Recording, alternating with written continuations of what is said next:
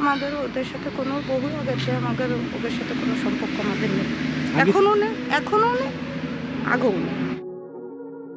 শুধুমাত্র আসিয়া ঘটনা দিয়ে শুরু করেননি হিটু শেখ, বরং তার জীবনে অপকর্মের রেকর্ড সীমাহীন, যেখানে তাকে সঙ্গ দিয়ে এসেছে তার বৃদ্ধ মা।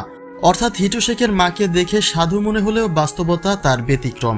অন্যায় অত্যাচারেও পুরোপুরিভাবে যুক্ত রয়েছেন তিনি। এবার এমনই কিছু তথ্য দিয়েছেন হিটু শেখের আপন বড় ভাবি। কিন্তু হঠাৎ করে হিটুর পরিবারের বিরুদ্ধে তার এমন বক্তব্যের কারণ কি, এবং তার বড় ভাবির ভাষ্য অনুসারে হিটুর মা যেহেতু বিভিন্ন অপকর্মে লিপ্ত থাকে, তাহলে আসিয়া ঘটনাটিও তার সম্মতিতেই হয়েছে কিনা সেই ধোঁয়াশা তো দেখা দিতেই পারে জনমনে। তাই তার বিস্তারিত জানতে সম্পূর্ণ ভিডিওটি দেখে সঙ্গেই থাকুন। আসিয়া তার শেষ বিদায় নিয়ে চলে যাওয়ার পরে হিটু শেখের বাড়িঘর ভেঙে দেওয়া হয়। অতঃপর হিটুর মায়ের আশ্রয়স্থল হয়ে ওঠে ভাঙা বাড়ি এবং গাছতলা। যদিও পরবর্তীতে পাশের বাড়ির বারান্দায় একটু রাত কাটানোর জায়গা পেয়েছেন তিনি, কিন্তু খাবারের জন্য চাল ডাল কুড়ানোটাই ছিল এই বৃদ্ধার কাছে সবচেয়ে কঠিন কাজ।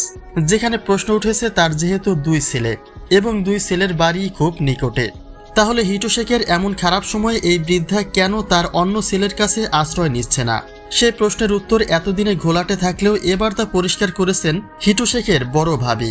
তিনি বলেন এই বৃদ্ধা তার বড় ছেলেকে সকল জায়গা থেকে বঞ্চিত করেছে। বাপদাদার যত যা কিছু ছিল সবটাই তিনি হিটু শেখের নামে লিখে দিয়েছেন, এবং ব্যক্তি হিসেবেও জঘন্যতম হিটু শেখ।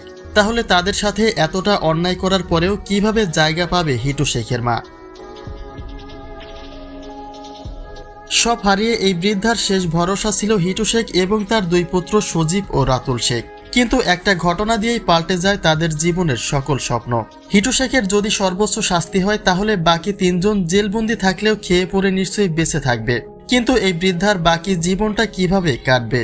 খেয়ে পড়ে বেঁচে থাকতে হলে নিশ্চয়ই টাকার প্রয়োজন। তাহলে কোনো উপার্জনকারী না থাকলে কিভাবে তার আগামী পথ চলা সচল থাকবে?